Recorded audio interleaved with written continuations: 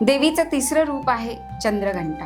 संकट निवारण करणारी माता चंद्रघंटा. या मातेचं तपस्या केल्यानंतर किंवा या मातेची पूजा केल्यानंतर दिव्य ध्वनीचा नाद आपल्या कानी पडतो. हा अनुभव घेऊन बघायला हरकत नाही. सुगंधाचा अनुभव येतो. त्यामुळे तिसऱ्या दिवशीची ही जी माता आहे चंद्रघंटा, हिची जेव्हा तुम्ही पूजा कराल तेव्हा या सगळ्या गोष्टींचा तुम्हाला अनुभव येतो.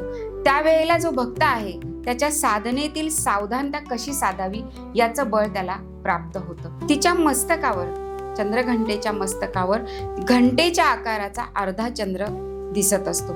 सोनेरी झळाळी असलेलं असं हे तिचं रूप आहे आणि तिचं वाहन सिंह आहे. तिला 10 हात आहेत आणि युद्धासाठी सज्ज असलेली अशी ही देवी आहे. त्यामुळे या देवीची उपासना केल्यानंतर शक्ती, बळ किंवा शारीरिक बळ, मानसिक बळ हे सर्व प्राप्त होते. ही देवी सोनेरी झळाळी असल्यासारखी असते. त्यामुळे या दिवशी या देवीला समर्पित असलेलं जे पिवळा कलर किंवा सोनेरी कलर याचं वस्त्र जर आपण घातलं, या रंगाचं वस्त्र जर आपण परिधान केलं तर ते देवीला जास्त प्रकारे समर्पित केल्यासारखं होईल. जय माता दी.